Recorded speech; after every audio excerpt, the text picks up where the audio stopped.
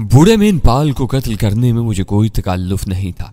लश्कर आगे बढ़ता रहा। यह मेरी हैसियत में एक नुमाया तब्दीली थी। इस लश्कर में मेरी कोई अहमियत न थी।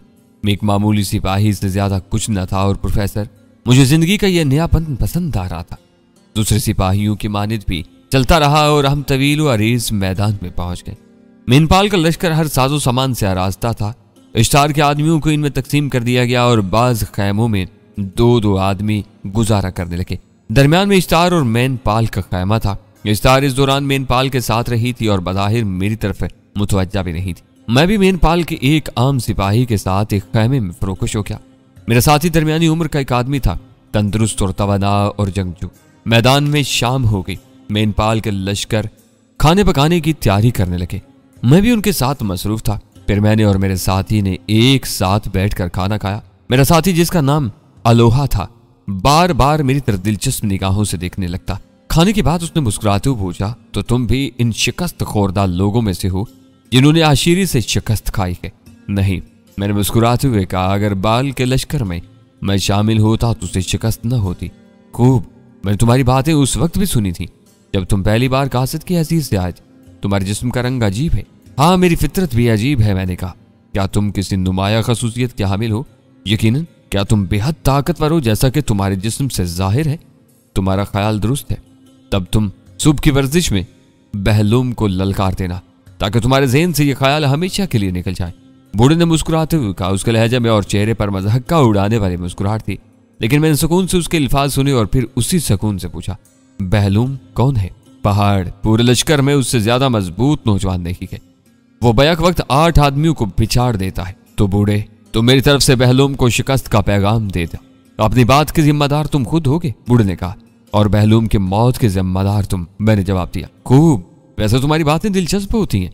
बहलूम की एक बुरी आदत है, वो उस शख्स को जिंदा नहीं छोड़ता जो उसे ललकारने की जरूरत करे। हाँ, इस वक्त वो मजबूर होता है जब मेनपाल उसे हुक्म दे। ताहम कल की सुबह तुम्हारी इजाजत से तुम्हारा नाम पुकारूंगा। ठीक है, मैंने कहा और दिल में सोचा कि कुछ तफरी रहे। इश्तार तो मेरे बारे में बखूबी जानती है, लेकिन मेनपाल को भी तो कुछ मालूम होना चाहिए। लेकिन उसके साथ ही मेरे जहन में एक और ख्वाहिश जागी। क्या मैं इश्तार और मेनपाल की गुफ्तगू न सुनूं?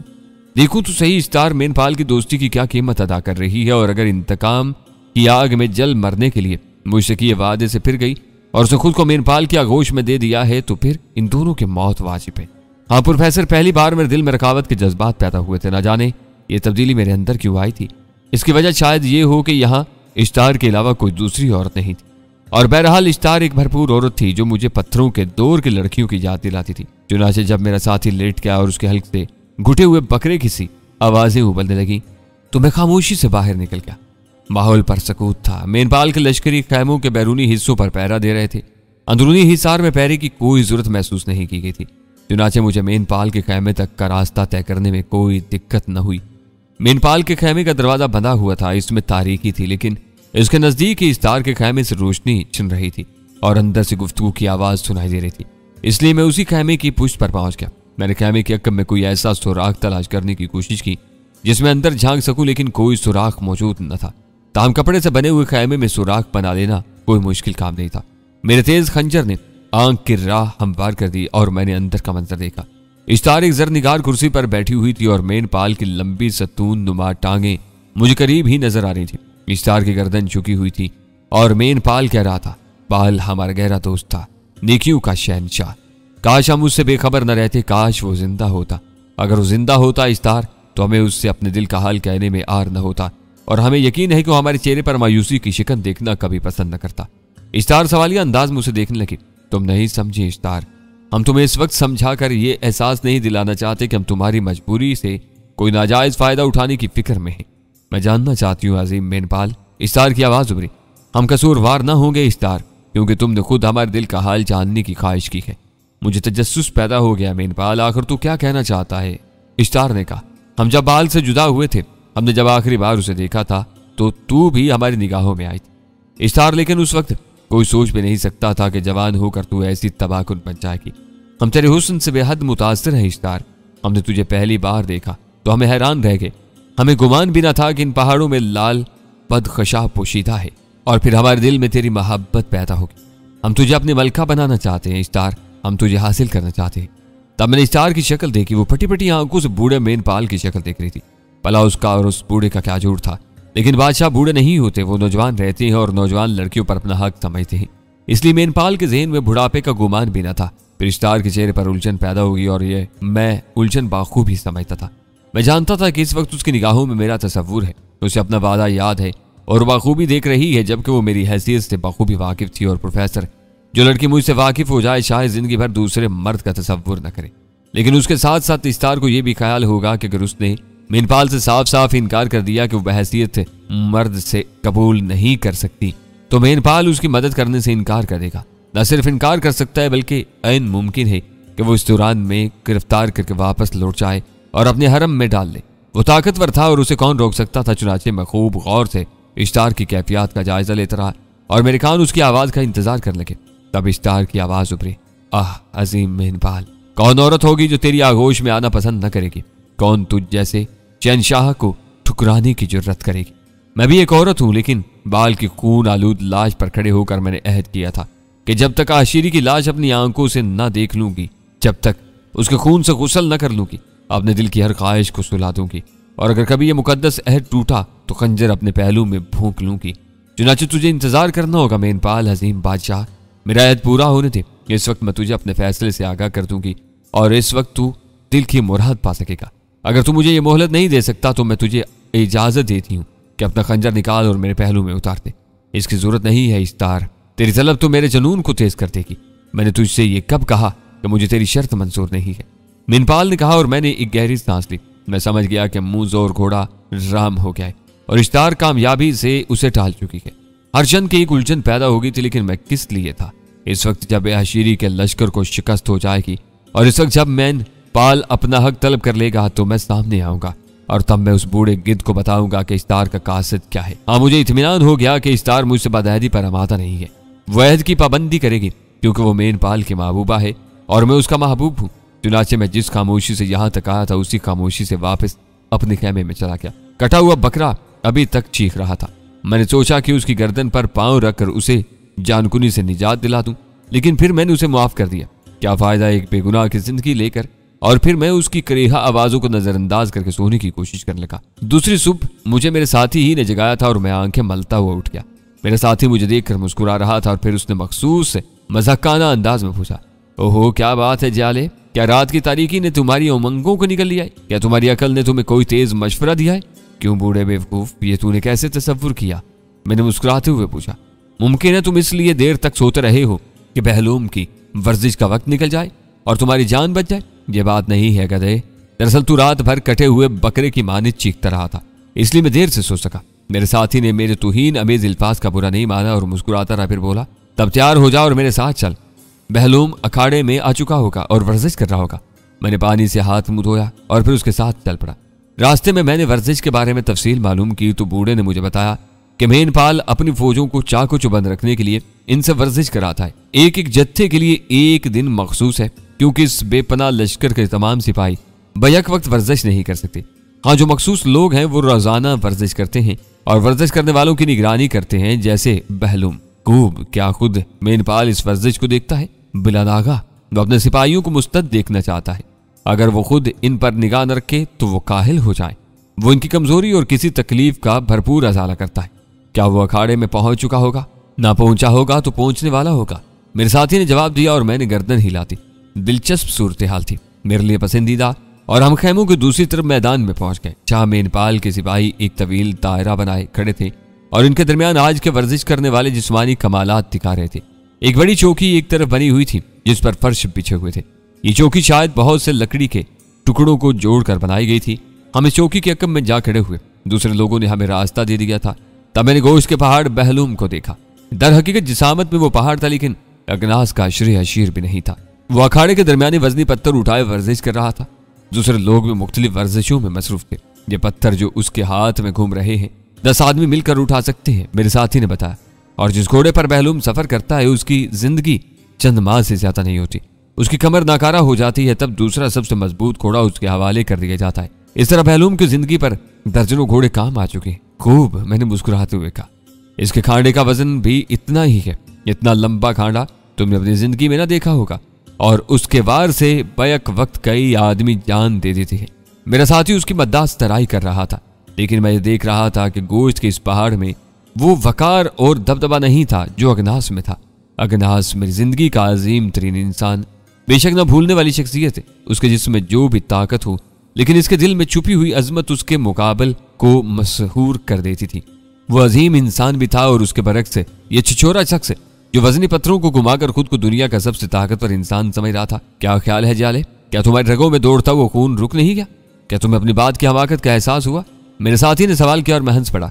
ए बेवकूफ इंसान, क्या इसकी ताकत सिर्फ यही है कि वो ये पत्थर घुमा रहा है? अगर तू इसे ही ताकत समझ रहा है तो सुन, मेरे हाथ की कुव्वत इस पत्थर को मिट्टी में बदल सकती है और इस शख्स मैं इसे इस तरह मार सकता हूं कि फिर ये जिंदगी में किसी को ललकारने की जुर्रत नहीं करेगा। मेरा साथी हैरत से आंखें फाड़ कर मुझे देखने लगा। शायद उसे मेरी दिमागी कैफियत पर शुबा होने लगा। फिर उसने मज़ाकाना अंदाज में गर्दन हिलाते हुए कहा, हाय रे हाय, साथी भी मिला तो सिर्फ एक रात के लिए, वो भी ऐसा अहमक। चलो ठीक है, आज तक अकेला रहा हूं, फिर अकेला हो जाऊंगा। ठीक है भाई, तू बातों का माहिर है। वो देख, खुद मेनपाल अजीम हुक्मरान अखाड़े की सैर को आ गया है। आहा, इसके साथ इस्तार भी है। कैसा दुख होगा तेरी मौत पर इस्तार को, आखिर इसका एक और आदमी जान दे बैठा। इस बार मैंने उसकी बात का जवाब नहीं दिया और मेनपाल और इस्तार को देख रहा था जो पत्थर की चौकी की तरफ आ रहे थे। फिर वह दोनों चौकी पर जा खड़े हुए। अखाड़े में वर्जिश करते हुए लोगों ने गर्दन झुकाकर अतात का ऐलान किया और फिर बहलोम पत्थर फेंक कर सीना ताने हुए मेनपाल के करीब पहुंच गया। उसने भी गर्दन झुकाई थी।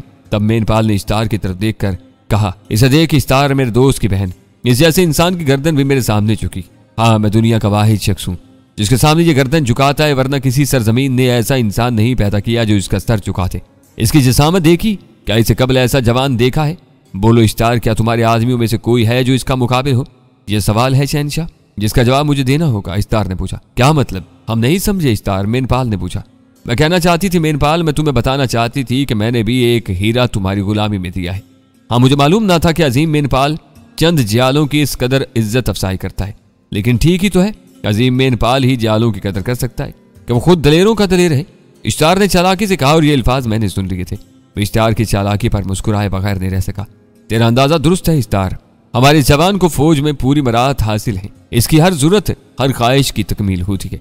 इसे दूसरों से मुमताज समझा जाता है और मैदान जंग में ये सारे उधार चुका देता है। मगर तूने कौन से हीरे की बात कही थी? तुझे वो कासे याद नहीं मेनपाल जो तेरे पास गया था? ओह, सुनहरे बदन वाला। मगर क्या तू उसे सही उल दिमाग समझती है? वह मामूली सा इंसान हीरा कैसे हो सकता है, हमें बता। बहलोम वापस चला गया था और अब वो बैक वक्त 5 पहलवानों से जोर आजमाई कर रहा था। मेनपाल, तू उसे सही उल दिमाग क्यों नहीं समझता? इस्तार ने पूछा। क्योंकि उसने ऐसी लाफ किराफ की थी। जानती है उसने क्या कहा? उसने कहा था कि अगर मैं उसे पूरे लश्कर से जंग करने छोड़ दूं तो सूरज छुपने तक मेरे सिपाही आधे रह जाएंगे।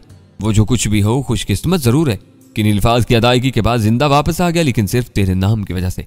वो बेपनाह ताकतवर है मेनपाल, उसकी ताकत जरूर आजमा ताकि मैदान जंग में तू उसके सुपर बेहतर काम कर सके।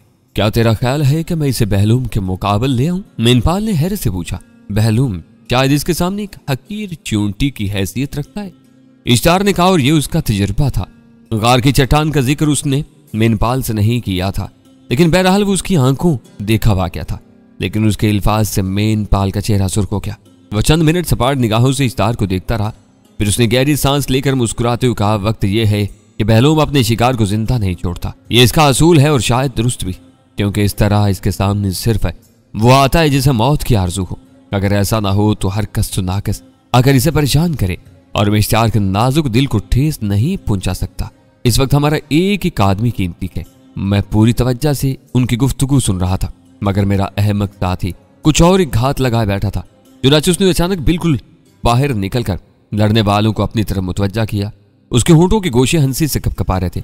सुनो ऐ जयालो, सुनो, यहाँ एक ऐसा भी मौजूद है जो बहलूम की कुव्वत को ललकारना चाहता है। सुनो इसकी दिलचस्प बात सुनो, और वो मेरा साथी है, यानी वही कासिद जिसने कल लतीफे सुनाए थे।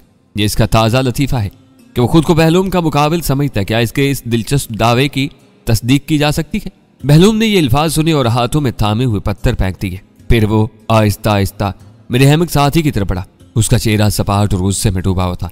उसने मेरे साथी के गिरबान के लिबास पर हाथ डाला और उसे जमीन से 3 फुट ऊपर उठाकर अपने मुकाबिल खड़ा कर लिया। तुमने जो कुछ कहा, क्या यह हकीकत है? उसने गर्जदार आवाज में पूछा, और एक औरत के लिए मैं इससे ज्यादा बर्दाश्त नहीं रखता था। चुनाचे मैं अक्कब से निकला। हाँ, यह हकीकत है, इस बेवकूफ को छोड़ दे, मैं तेरे सामने हूँ। मैंने कहा और बहलूम ने लटके हुए आदमी को नीचे फेंक दिया और फिर मेरी तरफ घूर कर देखा और फिर मेनपाल के सामने जा खड़ा हुआ। अजीम शहनशाह, क्या तू उसे पहचान गया?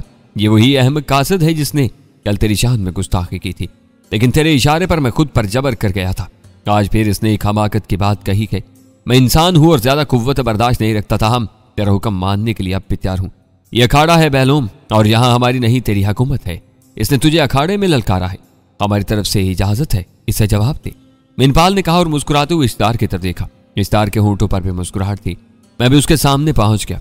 मैं भी इजाजत चाहता हूं, मैंने उसे देखते हुए कहा। हाँ, ये अखाड़े के खेल हैं, मेरी समझ से बाहर, ताहम मेरी तरफ से एक हदायत है, इश्तार ने कहा और मेनपाल दिलचस्पी से उसकी तरफ देखने लगा। ये खेल दुश्मनी के नहीं है, बल्कि सिर्फ एक दिलचस्प मशगला है। अजीम मेनपाल की फौज का अब एक जवान हमारा हमदर्द है, चुनाचे मैं चाहती हूँ कि बहलूम को कत्ल न किया जाए। तुम इस बात का ख्याल रखना, यह मेरी ख्वाहिश है, इस ख्वाहिश का एहतराम किया जाएगा। मैंने गर्दन झुकाते हुए कहा और मेरी बात को बहलूम और मेनपाल दोनों ने सुना। मेनपाल की मुस्कुराहट गहरी होगी और बहलूम का चेहरा सुर्ख हो गया। लेकिन मुअज़्ज़ज़ शहनशाह, मैं रियायत न दे सकूंगा, मेरे असूल के खिलाफ है। तुम्हें इजाजत है बहलूम? मेनपाल की बजाय इश्तार बोल उठी और मैं वापसी के लिए मुड़ गया। तब मैंने अपना ऊपरी लिबास उतार दिया और सिर्फ ज़ेरे चुस्त लिबास में रह गया। मेरे बाजुओं की मछलियां तड़प रही थी और मैं इस दिलचस्प खेल के लिए तैयार था। बहलूम भी मस्त हाथी की तरह पलटा और मेरे मुकाबले आन खड़ा हुआ। दूसरे तमाम पहलवानों ने और सिपाहगरों ने हाथ रोक लिए। ऐसा शायद उनकी जिंदगी में चंद बार ही हुआ था कि किसी ने बाकायदगी से बहलूम के मुकाबले आने की जुर्रत की हो। हाँ, अगर किस्मत का मारा कोई आ ही जाए तो यूं समझा जाता कि इसकी मौत इसी का मुकद्दर थी, और आज भी इनकी दानिश में किसी की मौत आई थी। लोग एक तरफ सिमट गए और अब अखाड़े में सिर्फ मैं और बहलूम थे। तो ऐ बेवकूफ इंसान, संभल। मैं नहीं जानता कि तू मकबूतुल हवास है या कर दिमाग, लेकिन मेरे मुकाबले आकर तूने मौत को आवाज दी है, और अफसोस कि अब मैं भी इसे टाल नहीं सकता। बहलूम ने झुकते हुए कहा, गोश्त और हड्डियों के पहाड़, इस वजनी ढेर पर मगरूर होना मुनासिब नहीं। मैं तेरी बुनियादें हिला दूंगा। कायनात महदूद नहीं है और लाखों सरबस्ता राजों से भरी पड़ी है। इसमें क्या क्या है, इसके बारे में कौन जान सकता है। एक से एक जोरावर और हैरत अंगेज इंसान कायनात में मौजूद है। तेरी हकीकत क्या है? चुनाचे मगरूर होना बुरी बात है और इसका नतीजा तो अभी देख लेगा। तू संभल। बहलूम किसी अंधे भैंसी की तरह गर्दन झुकाए आगे बढ़ा। वो मेरे सीने पर सर टिकाकर पहले ही वार में मेरा काम तमाम कर देना चाहता था, और उसे वो शयाने शान समझता था कि पहले ही वार में दुश्मन का खात्मा कर दिया जाए। पर न इसमें और आम लड़ाकों में क्या फर्क रह जाता। आम लोगों का ख्याल होगा कि मैं अपनी बनिस्बत हल्की फुल्की जिसामत से काम लेकर इस जंगली सूरमा का वार बचा जाऊंगा और फुर्ती से एक तरफ हट जाऊंगा। लेकिन इस वक्त लोगों की हैरत से चीखें निकल गईं जब मैंने दोनों हाथ ऊपर उठाकर उसकी खौफनाक टक्कर को अपने जिस्म पर रोका। लेकिन लोगों ने देखा कि मैं वजनी पहाड़ की मानिंद अपनी जगह कायम हूं और एक इंच भी नहीं हिला, और फिर मैंने उसके दोनों शानों पर हाथ रखकर उसे आसानी से पीछे धकेल दी। बहलूम ने एक झुरझुरी ली, उसकी आंखों में वहशत झांक रही थी। एक बार फिर उसने इसी अंदाज में गर्दन झुकाई और इस बार उसका हमला पहले से भी ज्यादा शदीद था। लेकिन मैं तो खुला खुला मारने का आदी हूं, मगरूर को खुद उसकी निगाह में जलील कर देता हूं। मैंने इस बार भी उसकी टक्कर को उसी अंदाज में जिस्म पर रोका और उसे पीछे धकेलते हुए कहा, ये क्या मजाक कर रहा है बहलूम, कोई मजबूत वार करना, ये टक्करें तो मेरे पेट में गुदगुदी कर रही। लोग हजानी अंदाज में हंस पड़े और फिर इस तरह खामोश हो गए जैसे इससे पहले कभी न हंसे हो और इसके बाद कभी नहीं हंसेंगे। उनकी ज़हनी कैफियत खराब हो गई थी। ये सब कुछ उनके लिए गैर मुतवक्का था और बहलूम का चेहरा आग की मानित नजर आने लगा। इस बार वो दोनों बाजू फैलाकर मेरी तरफ झपटा। अब वो मुझे चकड़ने का ख्याल रखता था। उसने सोचा कि मुझे अपनी गिरफ्त में लेकर पीस दे और उसने मुझे अपने दरख्तों की टूटी शाखों जैसे बाजुओं में ले भी लिया। लेकिन इस बार मैंने अपने दोनों हाथों से उसका सर पकड़ लिया और उसे कच्चे तरबूज की मानित दबाया। तो बहलूम ने घबरा कर मुझे छोड़ दी। उसे खदशा हुआ कि उसका सर पिचक न जाए। तब मैंने उसे सर ही से पकड़ा और घुमाकर दूर फेंक दिया। बहलूम करवट के बल गिरा था, लेकिन सिर्फ एक लम्हे। दूसरे लम्हे वो अपने पैरों पर खड़ा था। इतना मजमा था, लेकिन सांसों की आवाज भी साफ सुनाई दे रही थी। इश्तार के चेहरे पर फूल खिले हुए थे और मेनपाल की आंखें हैरत से फटी हुई थी। अब मैं बहलूम को उसके गरूर की सजा देने के लिए आगे बढ़ रहा था। उसके करीब पहुंचकर उसी लम्हे उसका हाथ पकड़ा और दूसरा हाथ उसकी कमर पर लगाया। बहलूम ने तड़प कर मेरी गिरफ्त से निकलने की कोशिश की, लेकिन वो गिरफ्त थी क्या जिससे शिकार निकल जाए। मैंने बहलूम को सर से ऊंचा उठाया और जमीन पर दे मारा। एक जोरदार धमाका हुआ। बहलूम फिर उठा, उस गुड़िया की मानित जिसके निचले हिस्से में सीसा भरा हुआ हो और वो दबाते ही उठ खड़ी होती है। लेकिन अब उसकी टांगों में लर्जिश थी और चेहरे पर बदहवासी। उसे ऐसे अनोखे मुकाबिल की उम्मीद न थी जिस पर कोई दाव कारगर ही ना हो रहा हो। वो परेशान था कि क्या करे। मैं फिर उसकी तरफ बढ़ा और उसने मुदाफती अंदाज में हाथ आगे बढ़ा दिए। क्या ख्याल है, मुआफ कर दूं? मैंने मुस्कुराते हुए पूछा और उसने जल्दी से दोनों हाथ नीचे गिरा लिए। एक बार फिर उसने पूरी कुव्वत मुजतमा करके हमला किया, लेकिन मैं इस बार खेल खत्म कर देना चाहता था।